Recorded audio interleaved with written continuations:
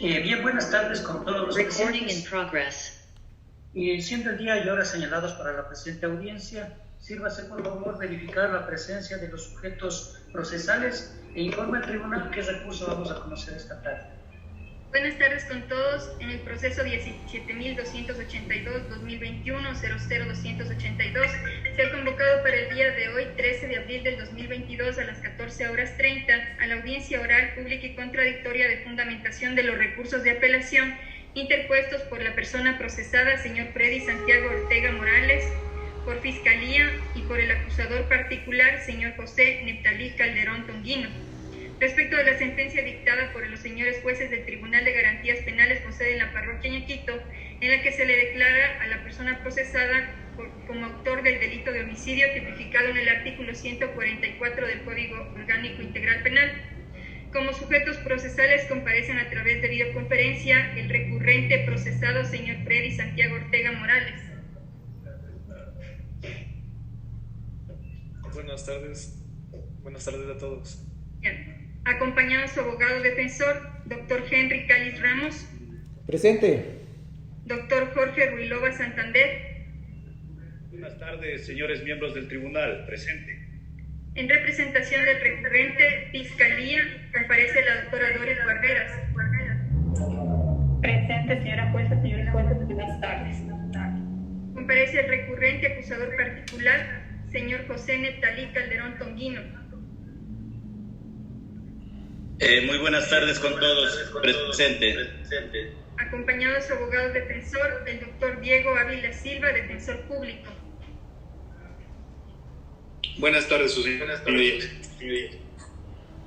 Se encuentran presentes los sujetos procesales. Gracias, señorita secretaria. Se les informa a todos los presentes de que el tribunal se encuentra integrado por la doctora Adlova Guerra, el doctor Wilson Lema y por quienes habla Patricio Vaca Nieto, el calendario exponente. Pregunto previamente a instalar la audiencia, ¿no tienen ninguna objeción o cuestionamiento a la conformación del tribunal? Empecemos por la señora fiscal, abogada Doris Guarderas.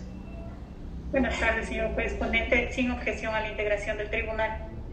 Muy bien, por parte de la acusación particular, el abogado Diego Ávila Silva. Ninguna, su señoría. Por parte del doctor Henry Cáliz Ramos. Ninguna objeción de parte del procesado. Muy bien. Siendo así, se declara instalada la presente audiencia. Se les va a conceder un tiempo prudencial para que puedan realizar sus intervenciones. Considero que 10 minutos sería un tiempo prudente para realizarlo, ya que se trata de un recurso técnico.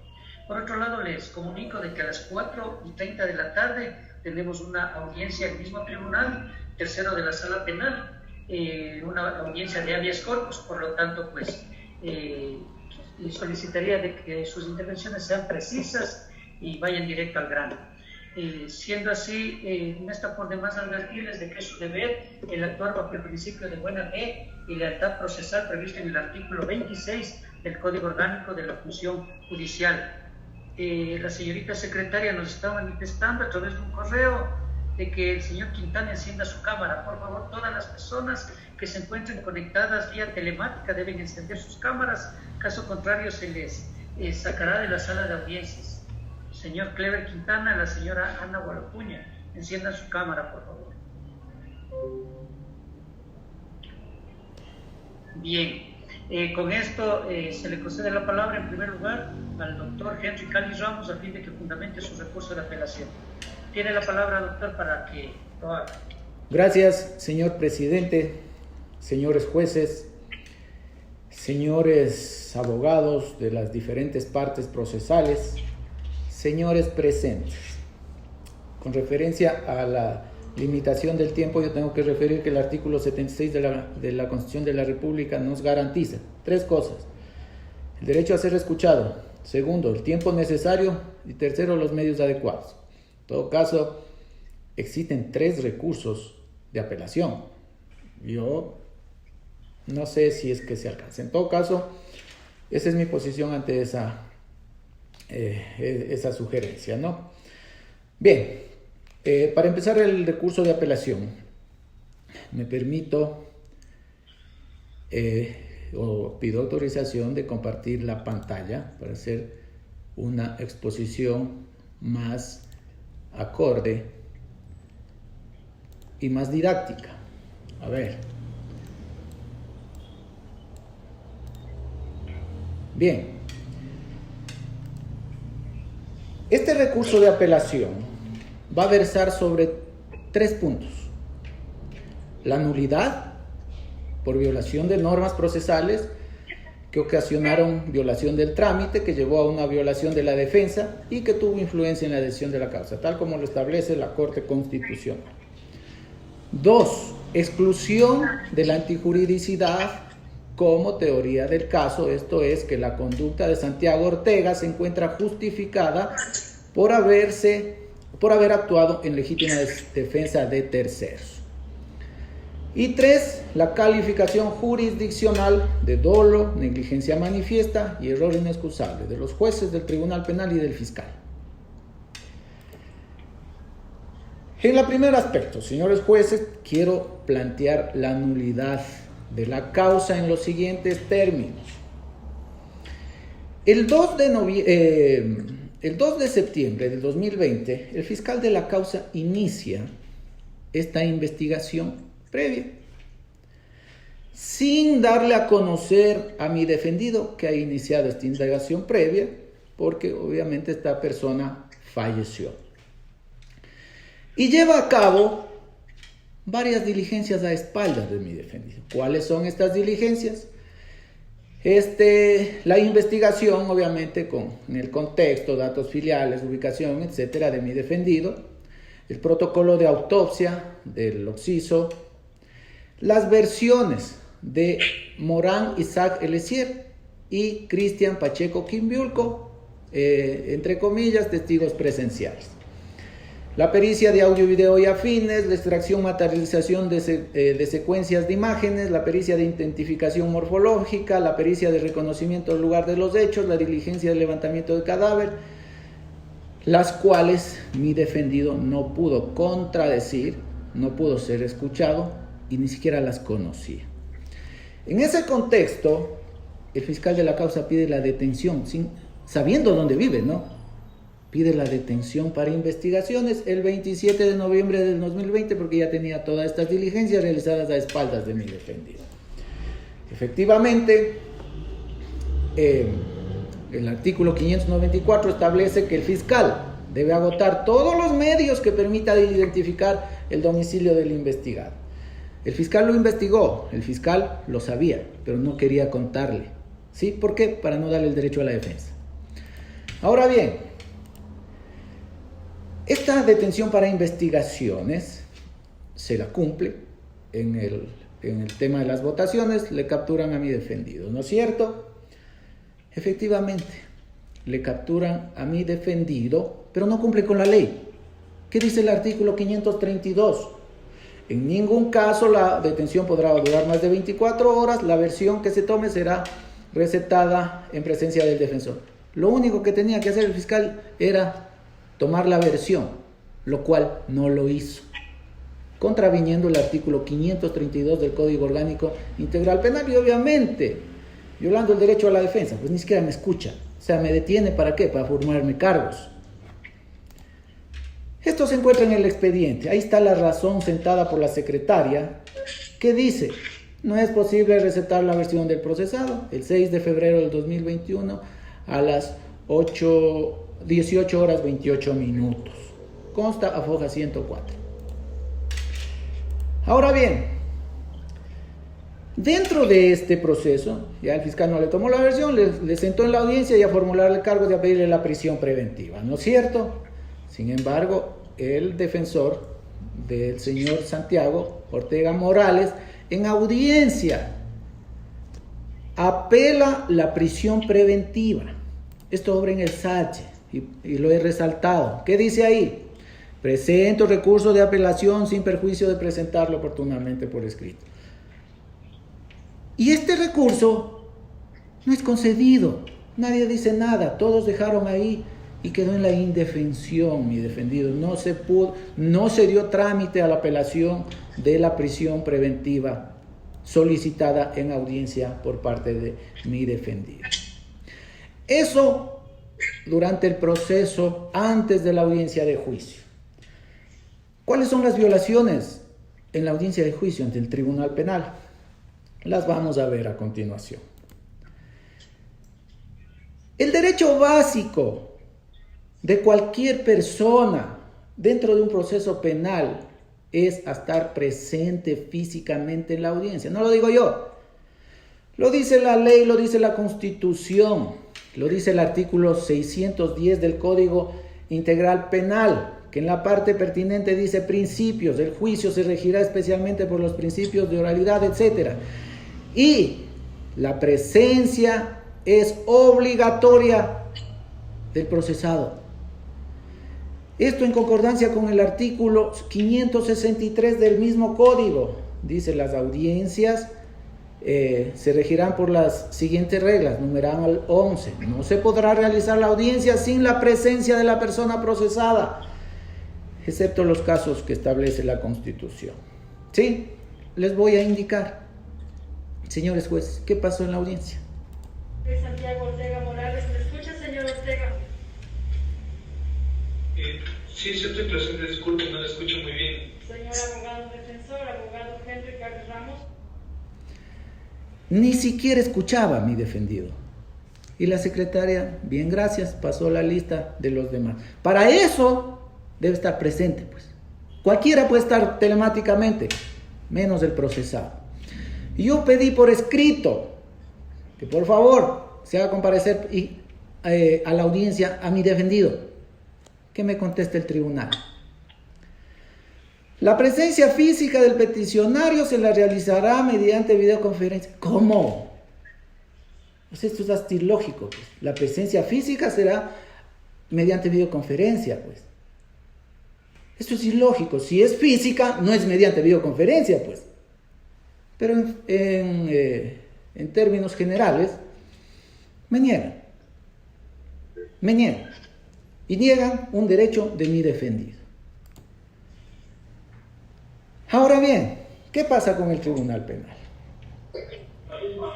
La Fiscalía me hace una acusación.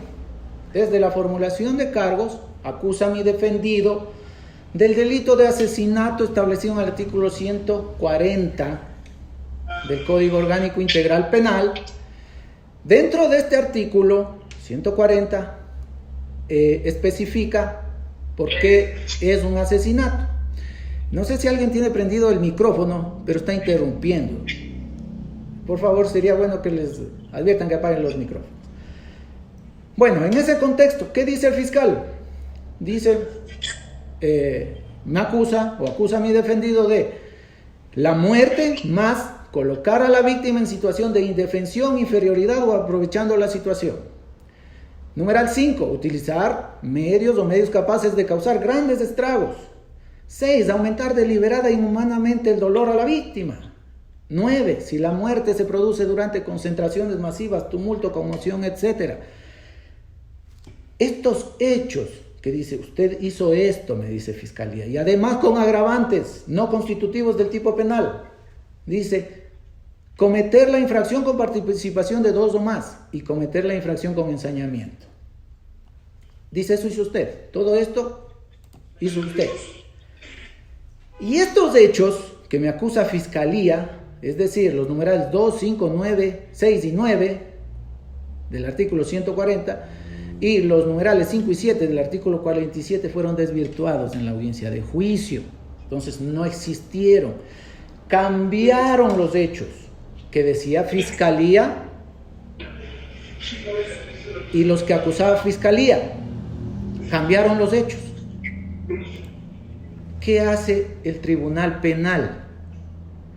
Dice, sí, cambiaron los hechos, no hay problema, aquí no se probó esto, pero usted cometió homicidio, ¿no? Y el homicidio tiene una pena más baja, y como nosotros somos buenos, considerados, le vamos a poner homicidio. Ah, qué bonito, pues. Pero yo me defendí de asesinato, pues. Yo desvirtué el asesinato. ¿Acaso que me defendí de homicidio, pues? Si hubiera sido otra defensa, pues. Y es más, en delitos que tienen penas menores a 10 años, incluso hay soluciones alternativas al procedimiento abreviado, etcétera.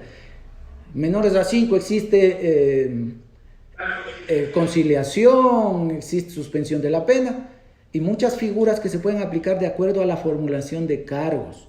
¿Y por qué hay una violación de derechos? Porque si en el supuesto caso fuera la pena hasta 10 años, solo se puede acoger a estas medidas hasta la preparatoria de juicio. Pues ahorita ya no, pues. Pero el tribunal me condenó a 10 años, qué bonito, pues. Pero yo no me defendí, pues, de homicidio. Y en eso nos establece el artículo 619 del Código Orgánico Integral Penal, que dice, la determinación de la existencia de la infracción. La decisión judicial deberá contener la determinación de la infracción de la culpabilidad de la persona procesada. El tribunal, la persona procesada no podrá ser declarada culpable de hechos que no consten en la acusación. La acusación fue de asesinato agravado, no fue de homicidio, y el tribunal transgredió la ley, ¿sí? Violando mi derecho a la defensa, porque yo no me defendí de homicidio. Ahora, señores jueces, una vez que el tribunal ha violado el principio de congruencia que todos conocemos, cabe señalar también qué hace el tribunal. ¿Qué dice el artículo 615 del Código Orgánico Integral Penal? Dice, es en cuanto a la declaración de testigos. La declaración personal no podrá ser sustituida, no se podrá dar lectura de los registros que consten en versiones anteriores, prohibido. O sea, el testigo tiene que ir, pues, y es algo natural para yo poder hacerle preguntas y contradecir. No puede ser que el tribunal tome en cuenta la versión que le cuenta un policía que dijo un testigo que no fue a la audiencia, pues. Dice esto en armonía con el numeral 7 del artículo 76 de la Constitución, que dice: quienes actúen como testigos peritos estarán obligados a comparecer ante la autoridad. Y el tribunal toma para condenar a mi defendido la versión del señor Cristian Efraín Pacheco Quimbiulco, porque dice que le ha contado al policía que era mi defendido el que estaba, el que hizo determinada acción.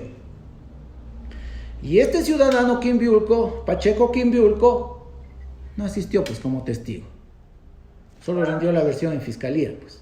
No rindió testimonio. Bueno, esa es otra de las causas.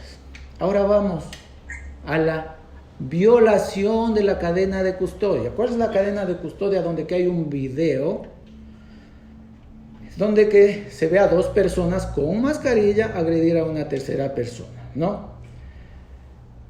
Es la cadena de custodia 3382-2020, que se supone, se lo tomó el video, se lo puso en cadena de custodia, se le ingresó al tribunal y los únicos que tienen acceso a eso son las partes procesales y en este caso la sala, los señores jueces que están conociendo esta causa porque lo tienen en el proceso, ¿no? Entonces, ese video que está en esta cadena de custodia jamás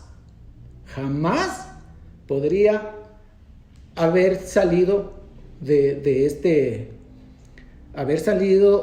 proceso, pues, porque a mí no me han notificado que han dado copias del video, pues.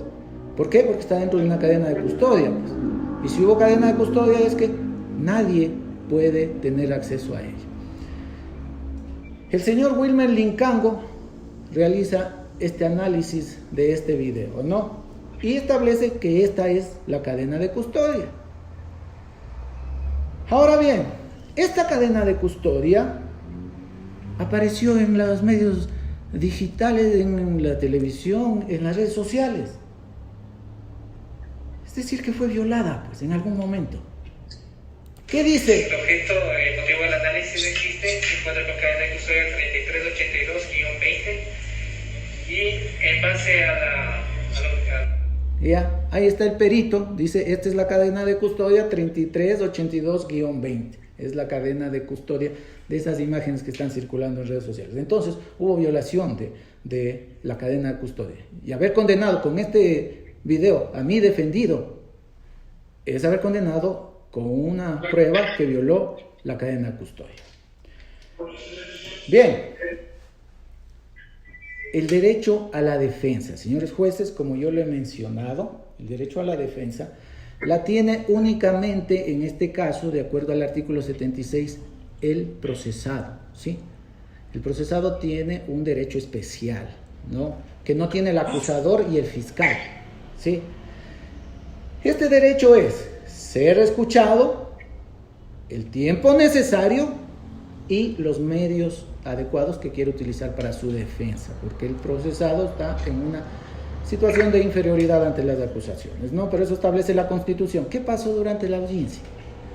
El tribunal me interrumpió 2 o 3 veces y no me dejó concluir con mi intervención, aduciendo de que ellos son los que ordenan el tiempo. Pero eso es violación a los derechos, pues. Eso está en el audio de la audiencia, en la parte del alegato final. Ni siquiera me dejaron hablar. Esto en cuanto a la nulidad, señores jueces.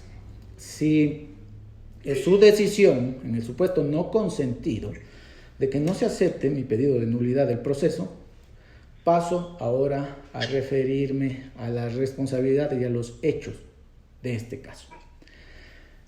Como ustedes conocen, el recurso de apelación se lo presenta cuando los jueces del tribunal no han valorado una o varias de las pruebas o han hecho una errónea valoración de una o varias pruebas. Entonces, para esto tengo que hacer la proposición fáctica de la defensa del señor Santiago Ortega Morales, del joven Santiago Ortega Morales. ¿Cuál es el hecho fáctico? El día 23 de agosto, aproximadamente a las 13 horas, la hermana de Santiago, señorita Chantal Ortega Morales, se encontraba vendiendo en la tienda de su madre en el sector de Carcelén. En ese momento, entra un sujeto armado con un cuchillo, con el objeto de robar. A ver, antes de que prosiga, señor abogado, existen demasiadas interferencias. Por favor, solicito a las partes que se encuentran conectadas a la audiencia que silencien sus micrófonos. Por favor, las personas que no hacen uso de la palabra, a excepción del doctor Henry Cali, silencien sus micrófonos. Parece que mejoró la comunicación. Continúe, doctor Cali. Gracias. En ese instante llega un sujeto armado con un cuchillo y la señorita grita auxilio Santiago, pues estaba en su casa, pues estaba en la parte del fondo, dentro de su casa. Momento en que Santiago sale y encuentra a un sujeto desconocido amenazando con un cuchillo a su hermana. ¿Qué harían ustedes si encuentran dentro de su casa, dentro de su negocio, a una persona amenazando? En ese momento este sujeto hiere a la hermana y la hermana estaba embarazada. La hermana cae al piso, sangrando. En ese momento, Santiago actúa para defender como yo y cualquier persona. Y obviamente yo no le voy a dar caricias, pues. Yo le voy a defender, pues. Y le defiende con golpes y pega al ladrón, pues. En compañía de otro morador del sector que también se sumó porque vieron un ladrón, pues.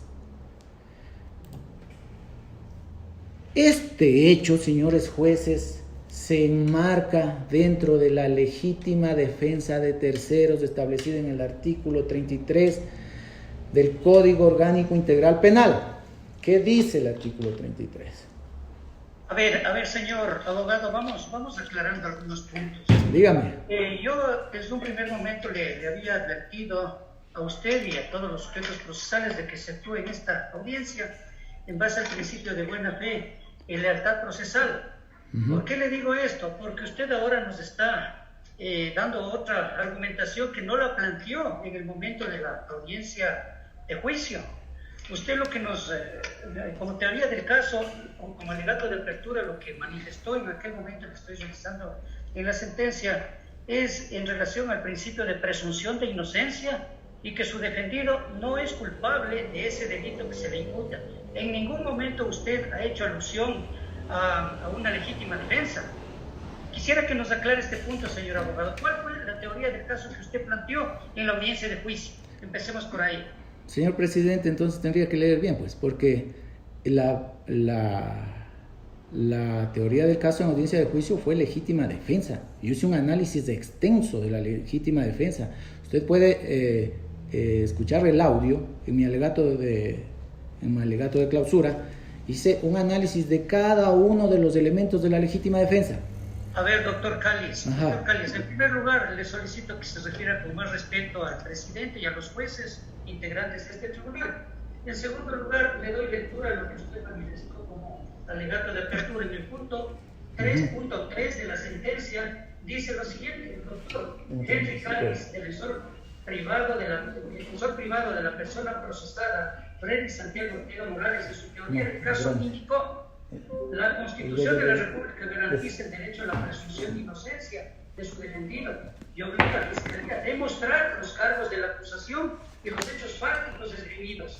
Demostrará que no existe una infracción penal cometida por su defendido. Exacto. Eso es lo que consta en la sentencia. Exacto, señor juez, exacto. Aquí yo le puedo leer lo que dice el artículo 30. ¿Qué dice? 27.30 dice: no existe infracción penal cuando la conducta típica se encuentra justificada por estado de necesidad o legítima defensa. Entonces yo estaba planteado de que no existe infracción penal por parte de mi defendido. Y obviamente yo argumenté y planteé que existe legítima defensa. Y si puede leer el alegato final, hago un análisis extenso. No lo refiero meramente. Es del alegato sustancial de la defensa. Porque jamás he cambiado mi alegato. Y así lo hubiera cambiado, yo puedo alegar acá en apelación cualquier otra teoría, pero en todo caso yo no he cambiado. Ahí está. ¿Por qué? ¿Por qué planteé eso? Obviamente porque la legítima defensa es una causa de justificación que establece que no existe infracción cuando se actúa en ese contexto. Bien, entonces, señores jueces, ¿qué necesitamos para la legítima defensa? Dice el artículo 33, actuar en un derecho propio y ajeno y que se cumplan 3 elementos: agresión actual y legítima, necesidad racional de la defensa, falta de provocación suficiente por parte de quien se defiende. Es el mismo análisis que hice en el Tribunal Penal. Actuar en legítima defensa de un derecho propio y ajeno. ¿La defensa de quién? De Chantal Ortega, hermana de mi defendido.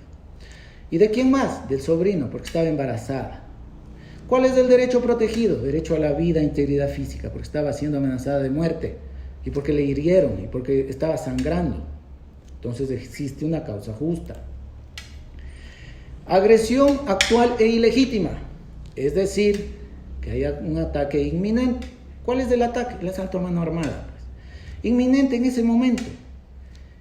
¿Es real? Claro, el sujeto está entrando a un comercio donde estaba mi defendido y su hermana.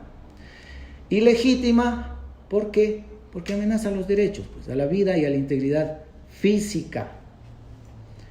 Por esto, porque se cumplió esto, mi defendido reacciona, como yo y cualquier persona, reacciona en defensa de su hermana, porque estaba dentro del local de arriendo, de venta. Ahora bien, la necesidad racional de la defensa. ¿Cuáles fueron los golpes? Puño, patada, palo. Pero estamos frente a un cuchillo, pues. ¿Es racional? ¿Es necesario? Por supuesto, pues. Cuchillo es más que puñete, patada, palo. Entonces, existe... Señor sí. doctor Calles, una pregunta aclaratoria. Claro. Usted nos habla de que el señor ahora Oxiso ingresó con la finalidad de robar en la tienda donde se encontraba la hermana del señor Santiago Ortega Morales. Así es. Y que por defender a su hermana Chantal, que se encontraba en estado de gestación, se produjo un altercado. Se demostró en este caso la existencia de un arma blanca en la escena del delito. A ver. Y se demostró sobre todo que existió un robo con anterioridad a este hecho.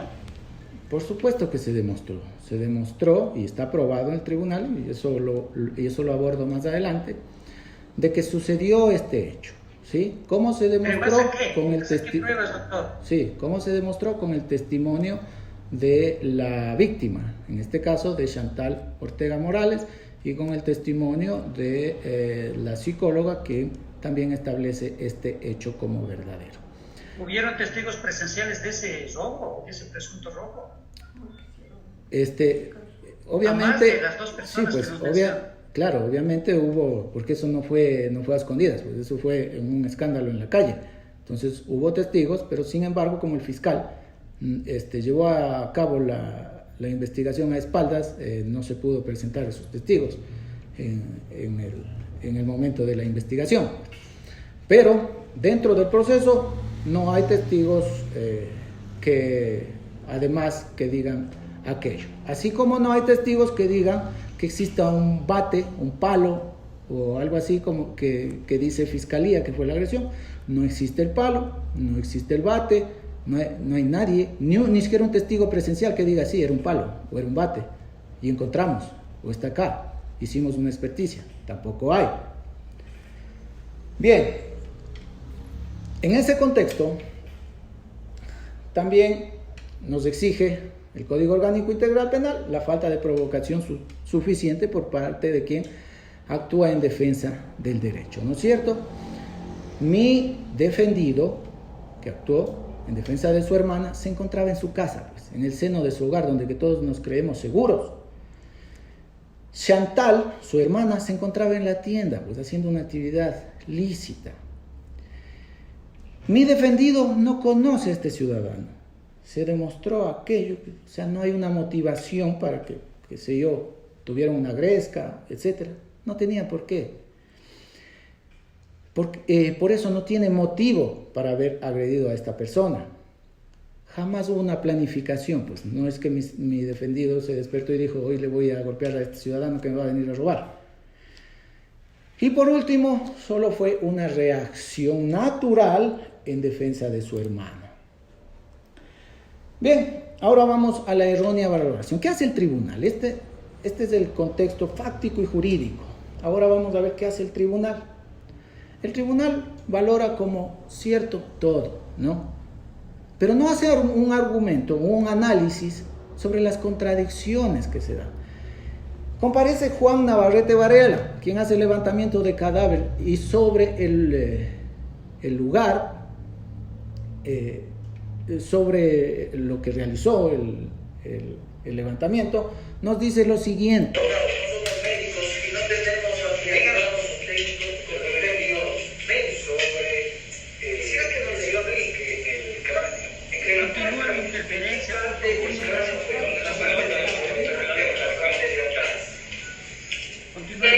decimos, clarito en el informe está en el acto de... Bien, perdón. ¿Por qué se cortó esto? El señor Luis Samaniego, sí, gracias. El señor Luis Samaniego dice lo siguiente con respecto a la mascarilla. Yo le hago una pregunta y yo no sé por qué eso no pone en el acta de la audiencia o en la sentencia, ¿no? Las preguntas y respuestas de los testigos. ¿Usted puede decirnos si el señor Morales estaba con mascarilla? Sí, mascarilla, pero en realidad estaba con mascarilla. A ver, perdón, señor juez, voy a hacer la demostración. Estaba hasta aquí, entonces evidentemente se puede ver la boca, no hace falta prácticamente que por 2 centímetros de la barbilla no se logra reconocer. Es decir, el señor Morales estaba con la mascarilla abajo de la barbilla. Exactamente. Ya, este señor dice, sí, le reconocimos al señor porque la mascarilla la tenía acá, debajo de la barbilla. Bueno, pero ¿qué dice Wilmer Lincango Guanotuña? Dice lo siguiente. La persona o la imagen imagen de la persona tenía o poseía una mascarilla. Aproximadamente desde la media nariz para arriba se puede verificar o ver que se encuentra descubierto. Ya. Wilmer Lincango Guanotuña hace la extracción de imágenes de este video. ¿Y qué nos dice él? No, dice señor, la mascarilla la tenía de la media nariz para abajo. Entonces se podía ver de la media nariz para arriba, contradiciendo lo que dice Samaniego Mosquera. Entonces estos testimonios o son forjados, mentira, pero el tribunal eso no lo aprecia. Bien, ahora bien, ¿qué más hace el tribunal en cuanto a los participantes? ¿Sí? Los policías en su teoría, o sea, manejaban de que fue malo y él fue solito a pegarle. Y eso dice Luis Samaniego Mosquera, ¿no? Y vamos a escuchar. Usted también nos manifestó que se observó a varios ciudadanos agrediendo al hoyo Oxiso. ¿Cuáles son estos ciudadanos? Dentro de los ciudadanos obviamente se encuentra el señor Santiago Morales. ¿Pudo identificar a otros ciudadanos? Sí, pero es el único que le agrede. Los otros solo simplemente se dedican a emitir palabras sueces en contra de la humanidad del señor Hoyo Oxiso y señor Calderón. Los otros ciudadanos que usted observó no agredieron físicamente al señor Oxiso. No se puede. Bien. Luis Samaniego Mosquera, teniente que hace la investigación, trata de hacer creer al tribunal que fue solito, fue malo y fue planificado, que fue a pegarle a este ciudadano, ¿no? Cuando ni siquiera habían, creo que conversado con Fiscalía, porque Fiscalía plantea otra cosa. Con un bate de béisbol en la cabeza y no contento con esto, lo sigo golpeando y pateando en el piso en compañía de terceras personas. Fiscalía dice que fue con terceras personas que agredieron a este ciudadano ese día. Ahora bien, en cuanto al testimonio referencial, mire, el tribunal hace una validez del testimonio de Cristian Pacheco Quimbiurco como que fuese un testimonio, pues, como que fue algo verídico, indudable. El mismo teniente Luis Samaniego Mosquera, ¿qué nos dice sobre este señor? Los datos ya del ciudadano Freddy Morales Santiago, al momento de tomar las versiones, pues efectivamente dice sí, esa es la persona con la que le procedió a agredir, en vista de que la mascarilla se encontraba ya prácticamente bajo trigueña, dijo aproximadamente 25 años, un cabello de corte con el mismo que se encuentra en la cédula, sí efectivamente se trata del señor. Bien, en ese momento, este señor Quimbiurco no conocía al señor Morales o ya sabía quién era. No conocía al señor Morales, en ese momento el señor le conoció. Bien, ¿qué dice el policía? Luis Samaniego Mosquera dice que este señor Pacheco Quimbiurco no conocía al señor Morales, sino que le llevó una fotografía y dijo, sí, este es el señor Morales. Esto es algo inaudito, esto es meramente referencial e inducido por la policía. Pero bueno, sobre mi defendido, ¿qué dice la psicóloga Gina Caviedes? Es la psicóloga que hace los rasgos de personalidad de mi defendido. Y mi defendido no es pues un asesino, no es un drogadicto, no es alguien que ande en bandas. Pero esto no lo digo yo, lo dice la psicóloga. Mi hermana atendía en la tienda y que la persona que falleció se había acercado a este lugar y había amenazado a su hermana con un cuchillo. Su hermana en ese momento se encontraba en estado de embarazo. Se observó ningún tipo de alteración, ya sea neuropsicológica o cognitiva. Esto quiere decir que tiene un funcionamiento normal. En análisis de los hechos, de la exploración de los hechos, de los resultados de los test aplicados, de las entrevistas realizadas, de la análisis personal y familiar, se puede concluir que el usuario tiene una prevalencia de rasgos de personalidad relacionada con un trastorno dependiente, impulsividad motora y contacto a alcohol y drogas. Bien, la psicóloga manifiesta que no tiene comportamientos de adicción a drogas, alcohol, cigarrillo, etc. Y que fue los hechos como ocurrieron dentro de la teoría del caso de esta defensa. Entonces, eso lo ha manifestado la psicóloga y es obvio que por eso el tribunal declaró probados estos hechos.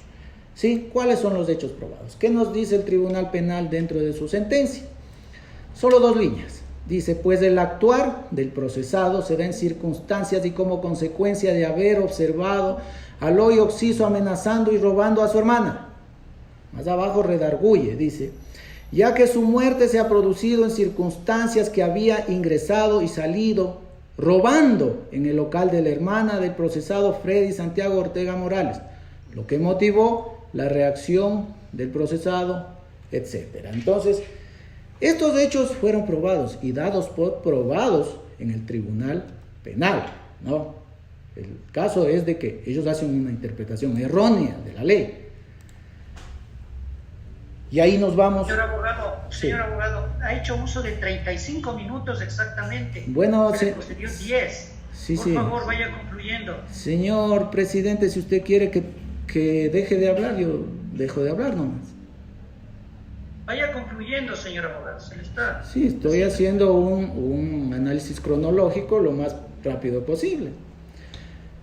Bueno, finalmente vamos a los elementos subjetivos del tipo penal. Pues. En el derecho penal, el dolo significa la intención de cometer la acción típica prohibida por la ley. El artículo 26 dice algo parecido. Actúa con dolo la persona que, conociendo los elementos objetivos del tipo penal, ejecuta voluntariamente la conducta. ¿Cuáles son los elementos del dolo? La conciencia, conocimiento de los elementos que configuran el tipo penal. Volitivo, voluntad de realizar esos elementos. Bien. Ahora, el elemento subjetivo del tipo penal es la intención que tiene una persona de matar, ¿no es cierto? En el tipo penal de homicidio. Yo tengo la intención de matar y utilizo un medio adecuado, una pistola, lo que sea. Y además tengo un motivo. Pues, ¿por qué voy a matar a alguien sin motivo? Solo que es un psicópata. Entonces, aquí no hubo intención, no se utilizó un medio adecuado y no existe un motivo. Pues. Todos estos hechos, tal como lo dije en el Tribunal Penal, como mi teoría del caso, se adecúan a la legítima defensa. ¿Y qué dice el artículo 30? No existe infracción penal cuando la conducta típica se encuentra justificada por estado de necesidad o legítima defensa. Es claro que existe una legítima defensa. Finalmente, sobre el dolo, negligencia manifiesta o error inexcusable. Todos conocemos la sentencia número 3-19-CN20 de la Corte Constitucional, donde que establece cuándo hay dolo, negligencia manifiesta o error inexcusable. Aquí tenemos que analizar nada. Si los jueces del tribunal toman en cuenta la versión del señor Pacheco Quimbiulco, referida por el teniente Luis Samaniego, pese a que nunca compareció a rendir versión, se adecúa dentro del dolo, negligencia manifiesta o error inexcusable porque ha violado la ley. Segundo, en efecto, el Tribunal de Garantías Penales de Pichincha cambió el tipo penal de asesinato agravado por el de homicidio cuando variaron los hechos y esto violó el principio de congruencia. Se adecúa esto a dolo, negligencia manifiesta o error inexcusable. Tercero, en efecto, el fiscal de la causa inicia una investigación previa a espaldas del señor Santiago Ortega, solicita orden de detención para investigaciones, no toma la versión, inicia formulación de cargos por el delito de asesinato, haciendo una adecuación horrorosa de la conducta, pues. Y deja de investigar todas las circunstancias del entorno. El principio de objetividad establece que debe hacer una investigación no solo en contra, sino de todo. Esto se adecúa a dolo, negligencia manifiesta o error inexcusable. Ustedes tienen la palabra. Finalmente, señores jueces, en tal virtud, por las consideraciones expuestas, solicito se declare la nulidad del proceso desde el momento en que se produjo la violación del debido proceso y los derechos de mi defendido. En el supuesto no consentido de que no se acepte mi petición de nulidad, Solicito se revoque la sentencia subida en grado y en su lugar se dicte una confirmando el estado de inocencia del señor Santiago Ortega Morales por haber actuado en legítima defensa de su hermana. Y se declare jurisdiccionalmente el dolo, negligencia manifiesta o error inexcusable en el que han incurrido los jueces, doctores Narváez, Marcelo Hernán, Manosalva Sandoval Luis, Rumiguano Urbano Galo Ramiro y el fiscal de la causa. Gracias, hasta aquí mi primera intervención.